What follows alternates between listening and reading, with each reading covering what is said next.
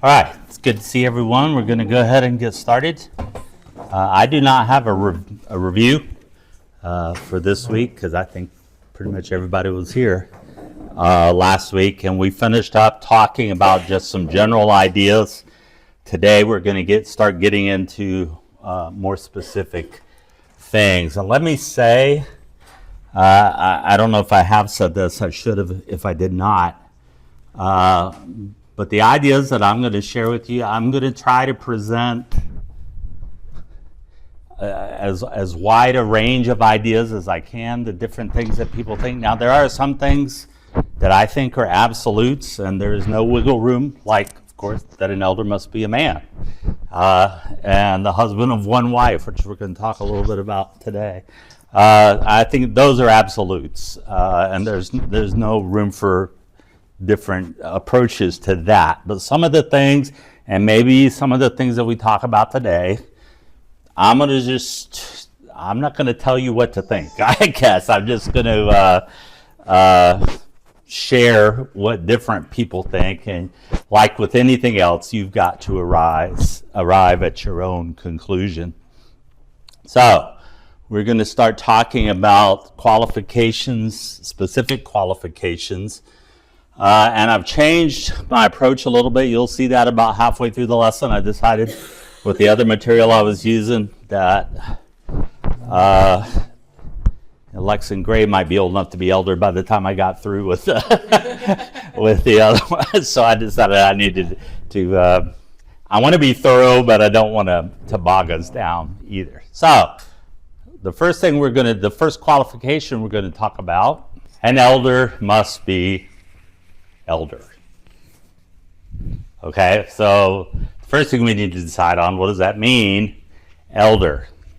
Well, in this particular, about this particular qualification, it's the Greek word presbyteros that's under consideration, but it does not mean elderly like he's 95 years old. More than it has to do with someone who is looked upon with respect and deference because of his experience and his maturity. So the thought under consideration it implies a degree of age that is not young and of early development, and we'll flesh that out a little bit here. And the reason I think for that is, and I hadn't thought about this before, but it kind of makes sense. This allows for cultural flexibility. Because we're American Christians, we get in the habit of looking at the Bible through American Christian eyes, and it wasn't written just for American Christian eyes, right? It was just written for Christian eyes. So sometimes cultural things come into play. I'm not using that as a defense. For example, there are cultures where wine and beer are considered no big deal. I would not use culture as a defense for that, for example. But in this text, at least there's a little difference in what people consider to be this age. So the points that I'm about to share with you are just for information. I'm not promoting any kind of change to God's standard in any way, but it's just some things to think about. Okay, so a person in one era might be old at 35, whereas might be middle-aged and something. Here is the Pew Research Center, you've probably heard of, a famous think tank sort of a place. And this is a graph that I recreated from them of the different generations back to, starting with the silent generation. If you were born, I'm not going to ask anyone to identify which one you're in, but if you were born between 1928 and 1945, if you're somewhere between 79 and 96, you're a member of the silent generation. Then 1946 to 1964, baby boomers. Yes.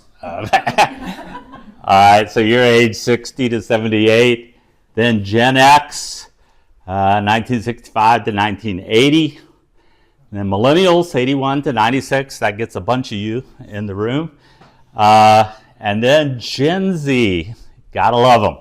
All right, anyone born after 1996. And right now, Gen Z does not have an upper limit. I don't know who decides these things. But right now, we're still building the Gen Z generation. And they're really just kind of now reaching the age where they're creating the next generation, whatever that one will be named. Now, the reason I'm sharing this with you is because of something I heard not too long ago on the radio about Gen Z's thoughts on adulthood. And this is what I meant by cultural flexibility. And I'm certainly not saying we should take Gen Z's advice on anything, but I am trying to show you how their thinking can be vastly different. For example, Generation Z, they don't consider themselves fully grown until they're nearly 30 years old. So even the oldest among them, and again, that's not an absolute, but the majority of them, they're not even to 30 years old yet, okay? And that kind of goes along with an increasing trend of young adults remaining financially dependent on their parents well into their 20s. That's a frightening thing. Okay. 2000, so the Pew Research Center polled or interviewed 2,000 Americans, and they split them evenly, 500 into each of those groups, and asked them to define adulthood. And it's no longer simply turning 18 years old, okay? So Gen Z thinks adult begins, 56% of them say, when you pay your own bills. 45 said when you're just financially independent. A very low number, 38% when you put responsibilities over fun. Okay, so that's why I said let's don't take their advice for too many things. Okay, only 11% of them admitted that they actually feel like adults. And unfortunately, they're going to vote in just a few days. Okay. Some other things that they considered as moving out and joining the workforce. And they agreed, like I said, the age at which adulthood likely starts in the current climate is between 27 and 30. Okay, so if you're not becoming, in someone's opinion, an adult until you're 30, that kind of moves the ball down a little bit, you would think, for, well, when are you mature? You know, when are you mature enough to be an elder? So it's just something, how culture might influence. Now, I did some digging into, this would primarily have been written mostly to Jewish Christians at the beginning. Well, the scriptures don't exactly say you are an adult at this time. But if you notice, after the debacle in Canaan, when all the spies except for Joshua and Caleb came back with a bad report and they angered God, God chose 20 years old as like the beginning of adulthood, I guess you might say, even though it doesn't say specifically that. But anyone who was 20 and older, they were considered old enough, I guess, to have made a better decision than the one that they made to complain. Okay?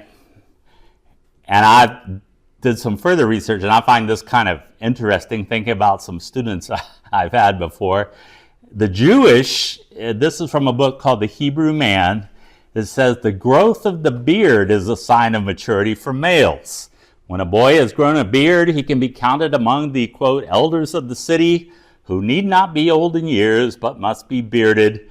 That is, mature citizens. Dude. No, you're not going to. You better start buying up the Rogaine or something. Okay, so, fortunately, the scriptures, when it comes to elders, though, they give us better than information. Because, I've had some fourth graders that looked like they needed to shave sometimes. And so anyway, that's just different opinions on adulthood. So let's talk about what the scriptures say. As previously noted, a man must have achieved a level of growth and age that garners the respect of the congregation. All of us, male or female, have been at that point where we felt like we were being treated like a kid, right? Even though we were of legal age. And I could tell, I think I've preached my first sermon when I was around 16 or so.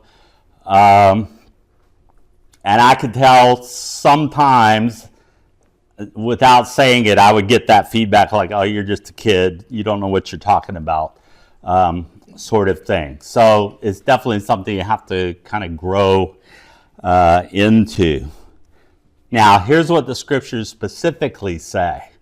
1 Timothy 3:6 says in King James and New King James, says, not a novice, lest being lifted up with pride, he fall into the condemnation of the devil. The Greek word for novice there is a word that we still use today, neophytos, which literally means newly planted. Okay, so the person being considered for elder should not be newly planted. We use the word neophyte, comes from that Greek word. Other translations say a new convert or a new believer. Okay, so here's the thing about that. Men who have not been tempered by experience, I got my notes in the wrong place, do not make good leaders in any endeavor. And what I meant to have up there was chronological age cannot supersede spiritual maturity and experience. So even if you have a man that's 70, 75, okay, which we would certainly think is chronologically old enough, if he just becomes a Christian at that age, well, don't make a statement, let me ask the question. Should he be considered to be an elder? Well, maybe considered and dismissed. Okay, considered and dismissed. Okay, and I agree with you, right? You can't overlook the importance of spiritual experience. Well, I would say there might be some room for consideration there, depending on what he's been converted from. I mean, you've got a man like Apollos who just needs to be taught more accurately on a few small points. They have elders in Ephesus in under 3 years because they were disciples of John. So I can imagine that they're, not fresh out of the water, but there are, I imagine, some people who might fit that kind of similar description. Okay. I don't have the scripture up here yet, but there is a scripture that says anybody that's being considered must first be what? Tested. Right? So we have to factor that in as well. Okay? So, just because a guy is old, if he has not been a Christian for some length of time, to have experienced some things, to have grown in some things, doesn't automatically qualify him. Otherwise, you get kind of like, oh, I just had it in the wrong place. There it is. Okay. Otherwise, you end up with something like a post turtle, right? Anyone heard of a post turtle? Okay, this is the definition for a post turtle. It's mostly applied to politicians, but it would kind of apply to a guy that people want to install just because he's old. Post turtle, he didn't get up there by himself. He doesn't belong up there. He doesn't know what to do while he's up there. He's elevated beyond his ability to function. And you wonder just what kind of person put him up there to begin with. Okay? So, if you choose a guy just because he's old, you end up with the post turtle. Okay? Scott, I had an observation I wanted to share that not to disagree with either one of you, either Jeremy or you, about that he must be tested, and that some were qualified pretty quickly. And that is that even the ones Jeremy mentioned were granted spiritual gifts that may have helped qualify them in terms of knowledge. It wouldn't have helped qualify them in terms of experience. But there may be, in the case of a man like Apollos, some balance there where you do recognize that he has experience. It's just not completed yet. And there would need to be a time for people to see that he truly met the qualifications. Okay. And each congregation's going to have to decide what that is for them, because the scriptures don't give a time frame, because you're dealing with, in every case, you're dealing with an individual, right, who has all kind of different life experiences and things to consider. Scott, if I could add another piece and maybe you have a plan to talk about this later, but in our highly mobile society, we have a lot of people moving to different places, new congregation, and that person may be wise in knowledge and experience, but yet the congregation doesn't know who they are. So there seems to me like there needs to be sort of a get to know you period of time. Now, what that time period is, I don't know. It's going to be different. It's going to be there's got to be a point where a certain confidence is reached within the congregation, I would imagine. We talked a little bit about this on Wednesday night in the class. The question was asked about, is it necessary to attach yourself to one congregation? And again, there is not a verse that says, yes, you must find a congregation near you and attach yourself to them. But the things like we're talking about here, you've got to know, it works two ways. If you want to serve as an elder, people have to get to know you, and then you have to, if you are asked to serve, you have to get to know the people that you're going to be serving. If I could just make a comment on that, I know there are a lot of what they consider almost sovereign citizens in the church where they don't feel the need to be attached to a congregation. But if elders and deacons, elders are supposed to oversee the flock. If every member decided they did not need to be attached to a congregation, then what would an elder oversee?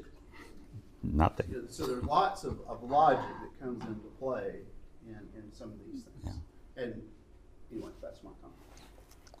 So, and I experienced, and this was not a case of an elder, but one place we worshiped one time, we did have a very young preacher. He was married, had not been married all that long, but he was very young, and he was on a regular basis, and he had no children, but he was on a regular basis scolding almost the parents of the congregation and telling them how to raise their children, when he had absolutely zero experience in raising children himself. And I spoke to him once. I said, you might want to tone that back a little bit, because you really don't know what you're talking about. I mean, you can read something in a book, but until you try to put it into action, So the same situation might apply if you I don't want to use, I almost said elevated, that's the wrong word. If you ask somebody to serve before they're ready. All right. So here's kind of the answer to some of that, the Apollos types. Like, a man must spend an adequate amount of time in the faith to learn the subtle nuances which cannot be acquired by book learning. Can anyone think of an example of something that might fall into that, under that statement? What might an elder need to be able to do that it takes a while to learn? Well, how do you, dealing with someone who's older than you, give a correction to them? Okay. It'd be hard to learn that from a book. Okay, you're right. Especially if you were, quote, raised in the church, or at least raised in the South, where respect for your elders is more of a thing than it is in other parts of the country. Okay, that's a good example. Anything else? The difference between a commandment and a scruple. Okay. Some of those are not by book learning. I think a class, this may not be the perfect analogy, but I think a classroom management, that's something that you don't start off great at no matter what you've studied or thought about it. You figure it out, you get better at what it usually around year 3 or so, it kind of clicks for you. Suddenly the kids start doing what you say. Well, just like, And that's also an example of the book learning not always being the best. The classroom management, the first one I took over at North Georgia, the lady was supposed to be some kind of expert. She apparently was a consultant with police departments on gang behavior and all this stuff.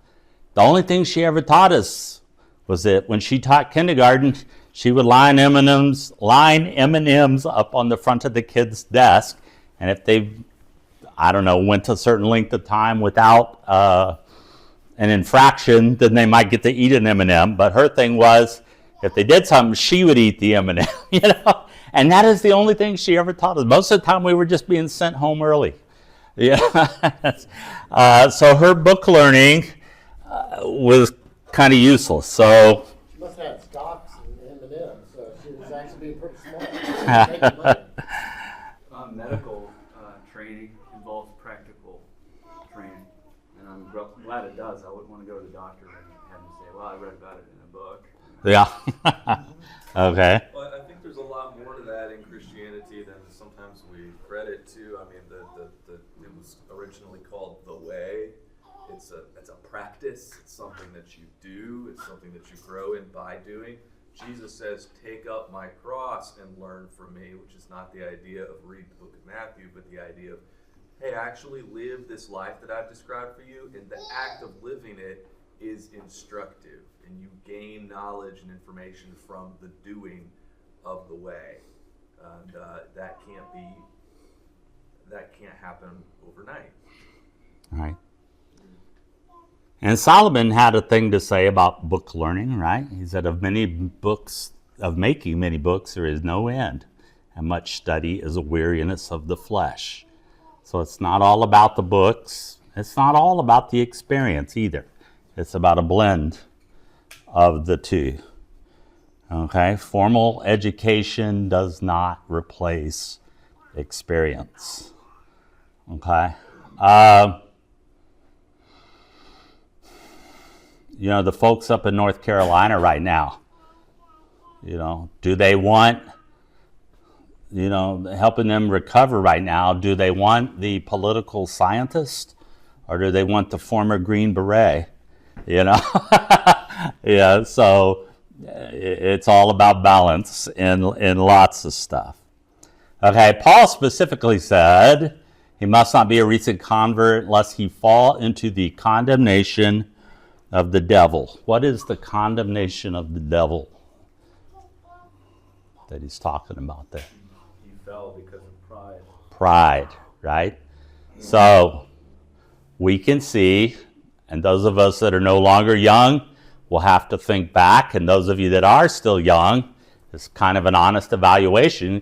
Could you see yourself falling victim to pride if you were asked to serve in some important, not necessarily just an eldership, but any kind of setting where you're kind of raised up earlier than expected?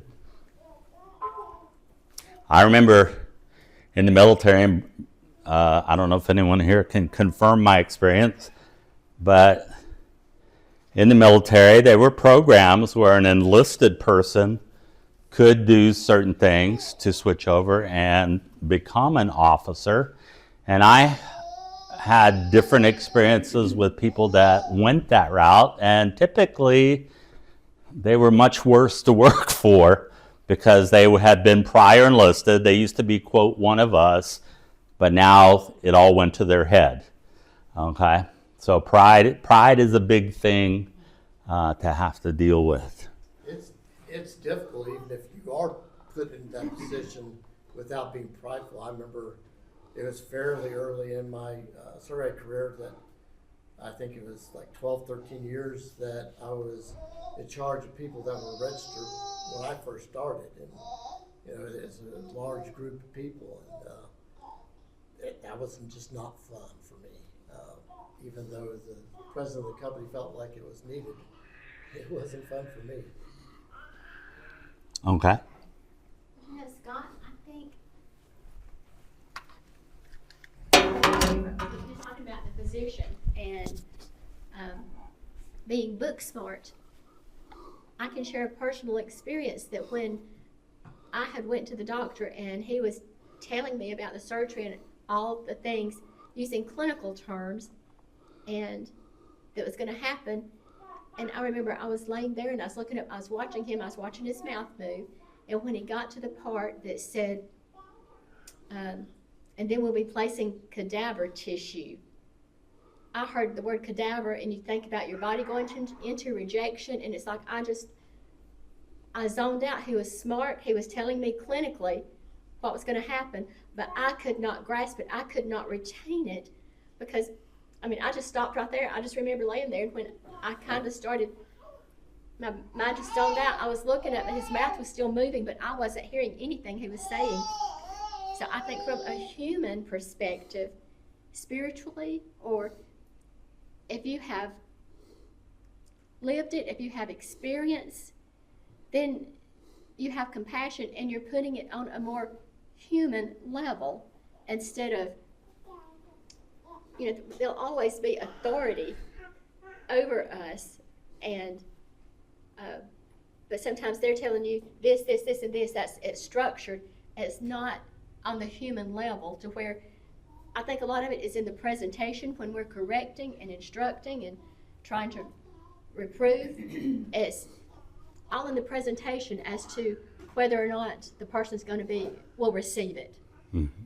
It's very biblical that Jesus in the prophets was foretold, you know, he would have the tongue of the learned so that he could know what to say to those who were weary. That's right. That was my exact thought listening to her there, right? I mean, that's the whole reason Jesus came the way he did, right? So he could relate and understand and be an advocate for us. One thing I was thinking, and even with I have a different opinion than I did many years ago. You have some indication in the Bible of what it means to be a senior citizen. If you look at the Old Testament, men had to go to war up until a certain age, and at that age they were no longer responsible for going to war. If my memory's correct, at 60 years old. In the New Testament, a widow couldn't be a widow indeed until she was 62, I think. 60 as well. So there's some indication of what it means to be a senior citizen. That doesn't necessarily mean you want to wait to eldership for that point, because the eldership, the leaders of the families in the Old Testament, didn't necessarily wait to 60. If you wait to 60 for everybody, you've got a very short time window for everything. So, yeah, we know what it means to be a senior citizenship, to get to where you're no longer responsible for certain things. But what we're talking about now, and then what we're talking about in a few minutes, I'm sure, where a gentleman has had children, he's raised children, that's more of the time frame I personally Right. And that's a big part of it. And I remember in researching for all this age stuff, even today with all our medical advances and everything, still the average lifespan for men in the United States is like 73. Okay, so if you made your own rule and said you got to wait till you're 60, you're not getting a whole lot of years of service from someone. Does that disaggregate for like suicide and car wreck and stuff like that? Do it? Does that disaggregate like suicide? I don't know. I didn't dig into it. It does? Well, I didn't dig into it that much. it's factoring it in. So, an elder must be old enough to realize that shepherding is not about him. It's about the flock and its wolf. And again, that's true for anyone that's raised to a higher than expected position at a younger than expected age, whether you CEO or some kind of department manager or anything like that, okay? It's not about you. It's about, in this case, the flock or the company or the whatever, So, Brady, you have any insight as a young elder? Anything you've learned yet that you could tell us? Maybe, I don't know, the hardest thing maybe for me is dealing with personalities, or the thing I wish I was better at is dealing with different personalities and trying to incorporate all of them into use everything, I guess is the best way. Okay, so do you anticipate,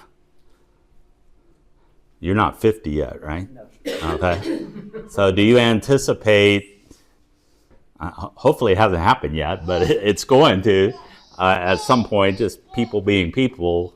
Do you anticipate having a more challenging time having to talk to someone that's older than you rather than someone that's younger than you? As far as correcting them or something? Yeah, saying I'm worried about you because of this Right, kind of. but I hope, my whole goal is to live my life so that people will know I'm doing that to help them and out of love, if it does come to that point. But yeah, I do think about that. Mm-hmm. As far as, having to do that one day. Okay. And again, we said last week or the week before, that's why we need to make it as easy as we can. Right? All right, any other comments about age? There will be some other things that come up that sort of point back children and things like that, that will indirectly indicate, well, you've got to be old enough at least for this to have happened in your life. Any other comments about age in particular? Just that our medical advances probably have made some difference in how long people would live today versus in the first century. So I think that should have a little weight. Okay. All right, let's move on. Now, remember what I said at the beginning. I'm going to share information with you from a variety of sources. And this topic will be one of those. Okay, what you're going to need to do is let me finish a thought before you start dogpiling on me. Okay, and that is the husband of one wife. Okay, one of the verses where we get that is 1 Timothy chapter 3, verse 2. Therefore, an overseer must be above reproach, the husband of one wife, sober-minded, self-controlled, respectable, hospitable, able to teach. The Greek phrase there literally means, though, a man of one woman. Okay? Because I have this later in the notes, but I'll go ahead and say it now here because it kind of fits. The Greek language is similar to other languages like German. In German, you use the word Frau. You could be talking just about a woman, or you could be talking about someone's wife, because it is the title for Mrs. as well as the word for woman. Okay, so the Greek idea here is the same. You have to depend on context to figure out, are you talking about just women in general? Are you talking specifically about a wife? The Greek here literally just says a man of one woman. Okay, now let me share some thoughts with you. Again, you don't have to agree with them, but I will just put this out there. All right, a lot of discussion has taken place about whether a divorced man or a widower could serve as an elder. Okay, and as you might imagine, the plots are all over the map on that one. Okay. The only thing I would throw in there, my personal opinion, if it is a divorced man, I would die on the hill that said he's got to be scripturally divorced, if that was under consideration. I would make my stand on that hill. Okay. A lot of translations read the husband of one wife, including the King James, New King James, Revised Standard, the Revised, New Testament, all kind, okay? And some of those, the reason I put dynamic, like the REB and the NET, are are translated by a process called dynamic equivalence, where they go for the thought rather than with the word.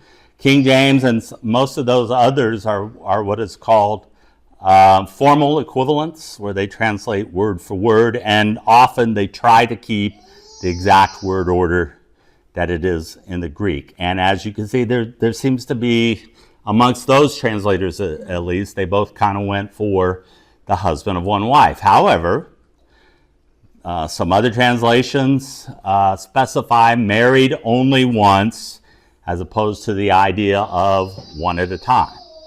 Okay, so some translators of those and other translations, they hold the line, at least in their translation, the man can only have been married one time, okay, rather than the one woman at a time, okay? It definitely, either way, rules out polygamy for sure, okay?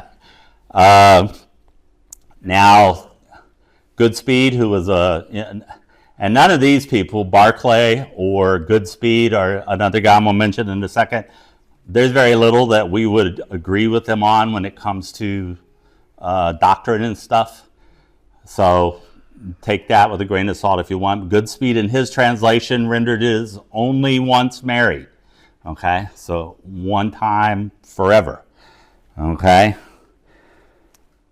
Today's English version is what that stands for, and they call it the Good News translation. Not Good News for Modern Man, but just the Good News translation says he must have only one wife. And then this guy, Woost, I guess is how you say it, as a one-wife kind of man, that is, married only once. Okay? So, as I said, the plots are all over the graph on this right here. We're going to look at some things, but this is definitely going to be one of those that you're going to have to decide for yourself. This is from a commentary. These guys, Hughes and Chappell, again, these are two guys that we would not agree with a lot. They're both evangelicals, I guess would be the best way to describe them. But here's their commentary on this. The standard here for elders is extraordinarily high, but not in the way it is so often misinterpreted. The common misinterpretation is quantitative, that he can have had only one wife. So that's what that later group of translations said. Thus, if he had been divorced or widowed and remarried, he could not be an elder.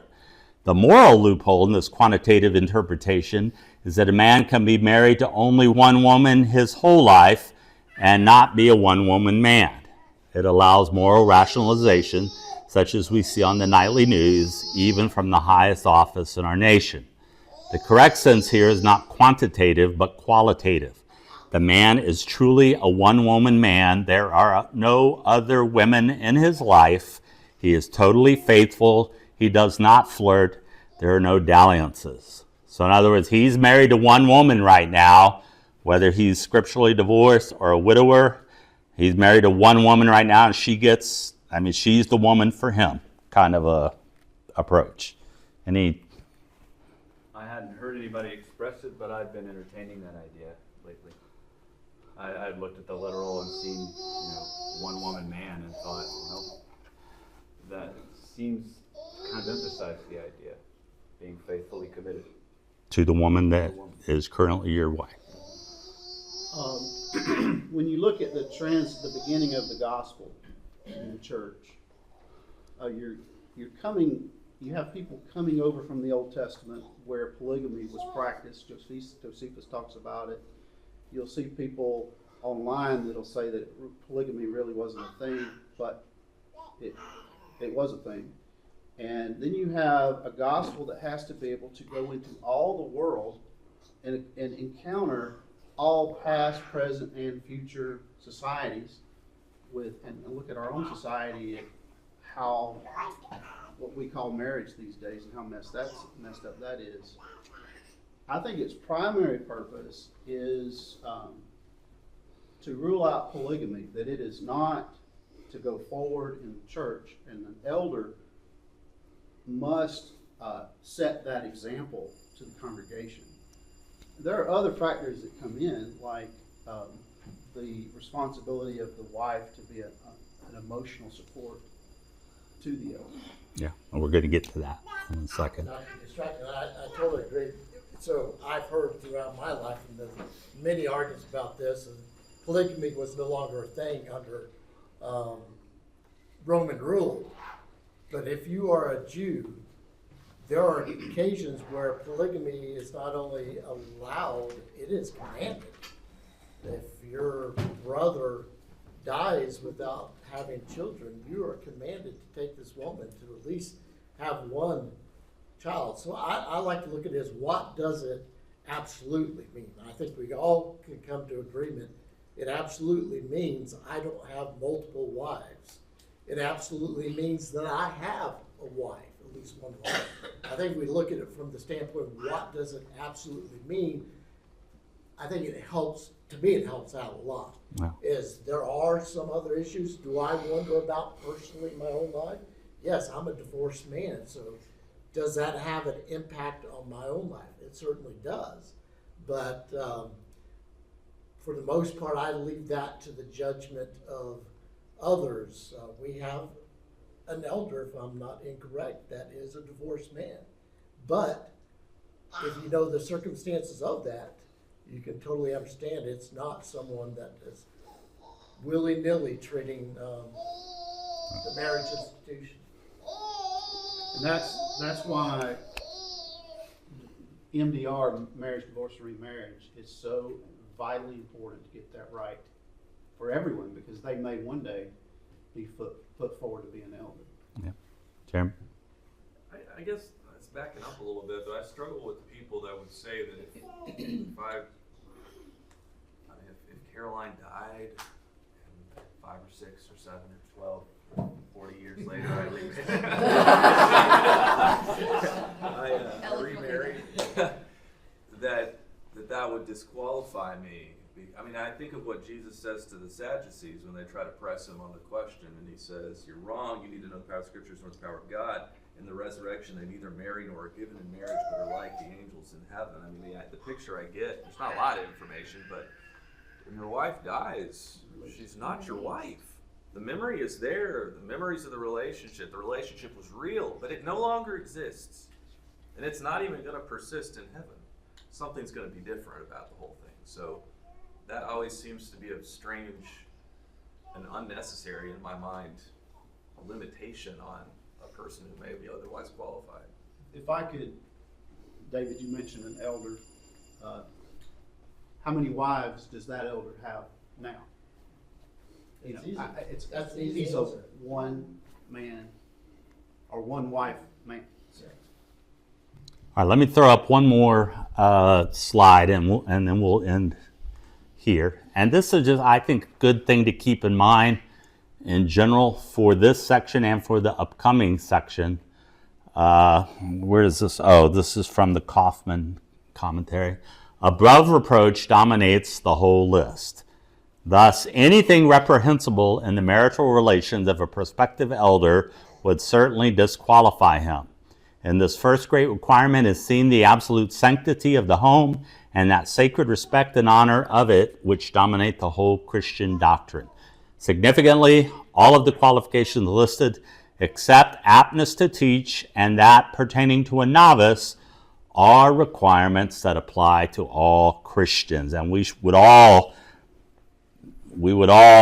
this process will be better for all of us if we keep that in mind, right? I mean, if we had someone that was candidate, we'll just say someone that was an elder or a man that was, even in the congregation, that all the women were like it because he's all the time flirting with all the different women. I think everybody could see there's no way this person should or could be an elder if they're being flirtatious with Right. a whole group of women. Well, if a person can be faithful to their spouse, how can they demonstrate faithfulness to the Lord? It seems a little matter in comparison. Okay, so next week we will begin with this. Qualifications for elders' wives. That was one of the questions And you notice I had a question mark at the end.